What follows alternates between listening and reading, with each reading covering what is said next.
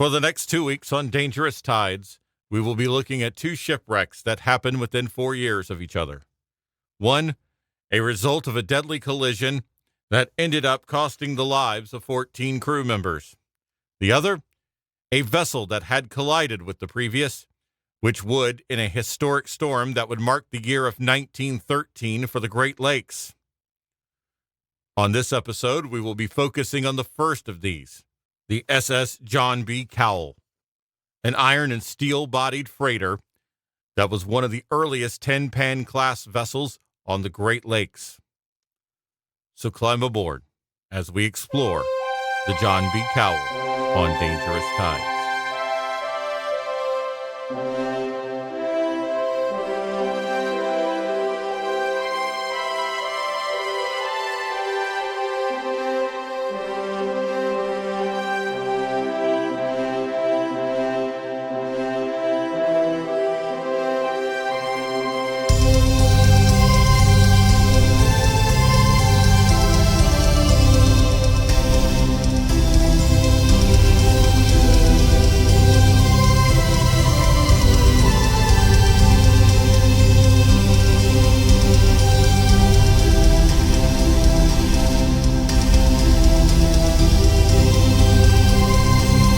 The John B. Cowle was built on October the 2nd, 1902, by the Jenks Shipbuilding Company of Port Huron, Michigan, who also built other ships that we've covered on Dangerous Tides, such as the SS Eastland and the SS Henry Steinbrenner.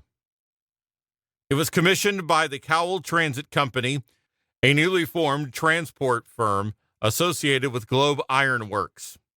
She was also the first ship to be named for John Bestwick Cowle, one of the owners of the Globe Iron Works and a prominent citizen of Cleveland, Ohio. She had a length of 420 feet, a beam of 50 feet, and a gross tonnage of 4,731 tons. At the time of her construction, she cost $270,000. Adjusted for inflation, that's $10 million today. Other features included coal-fired boilers and a triple expansion engine that would register up to 2,100 horsepower. She would be enrolled into service on April the 1st, 1903, in her home port of Cleveland, Ohio. For the first few years of her service, there weren't many events, but a collision within her early years would be enough to give pause in retrospect. On May 31st, 1906, the John B. Cowle would sink a British steamer by the name of Erin off the coast of St. Clair, Michigan. 5 of the Erin's crew were lost that day, and the John B. Cowle would require $10,000 for repairs.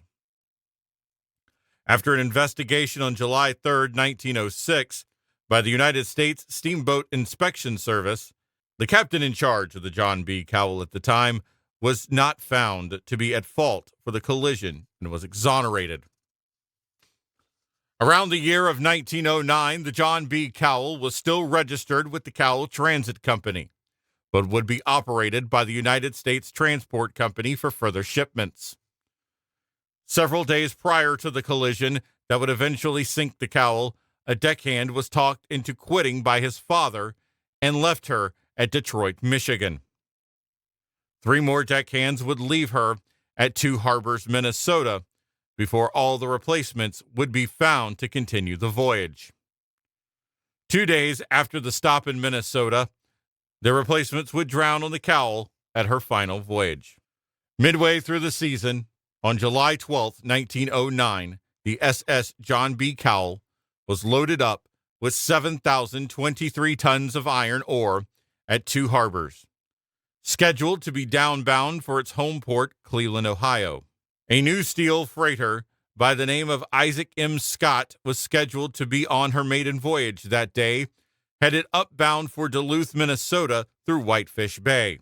Given the foggy conditions of Whitefish Bay that morning, and radar wasn't available during this era of shipping, Captain Russell Heminger of the Frank M. Goodyear was following the Scott with all the pilot house windows open, standing propped on the side, still for intense listening and navigating by clock, compass, and the lights and whistles of other vehicles. At 4 a.m., Captain Wallace G. Rogers of the John B. Cowle reduced his engine to half speed and blew fog signals at intervals of less than a minute. The Isaac M. Scott suddenly came into view, running full speed ahead and broadsided the Cowle.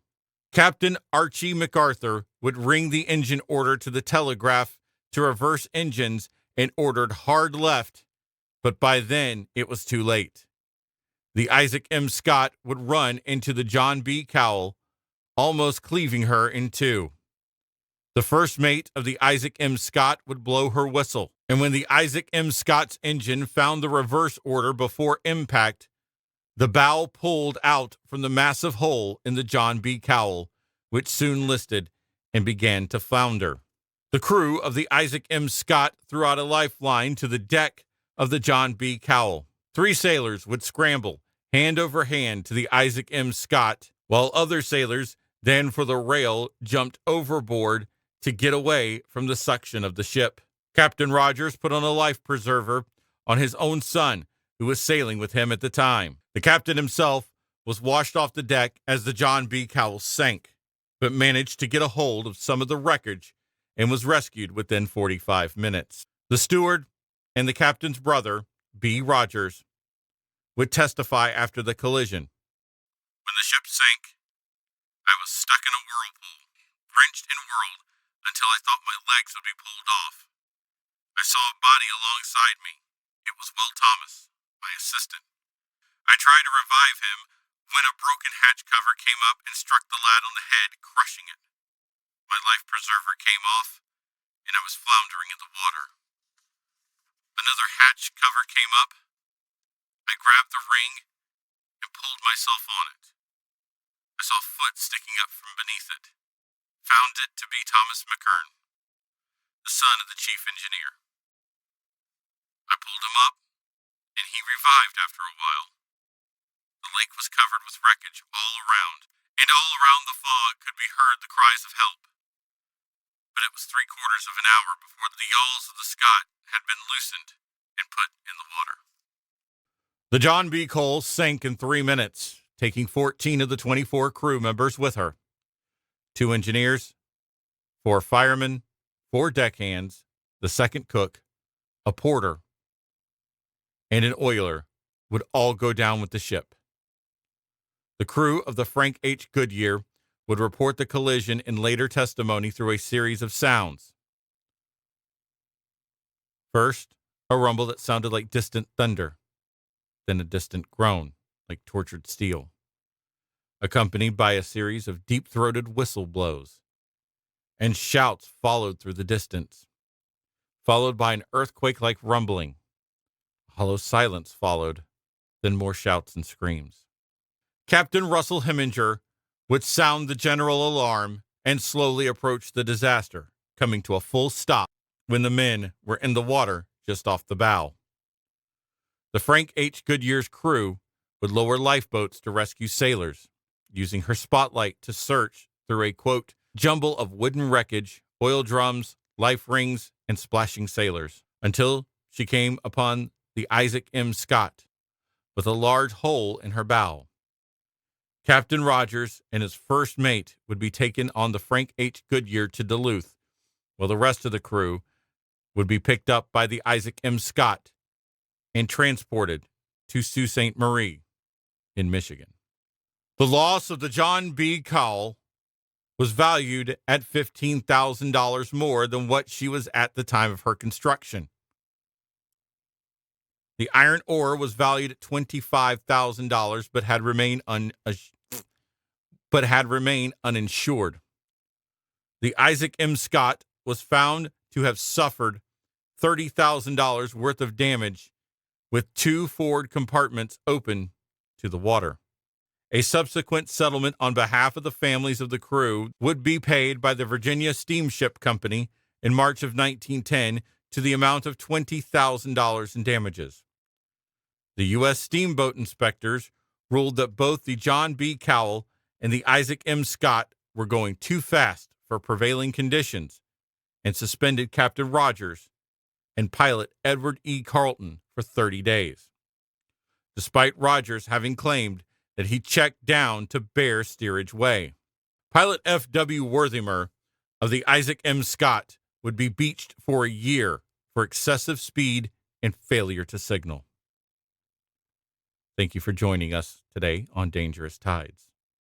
We would like to thank the researchers, archivists, and maritime historians for their efforts in preserving the history of these wrecks, and we dedicate this episode to the lives of the 14 crew members lost on that day.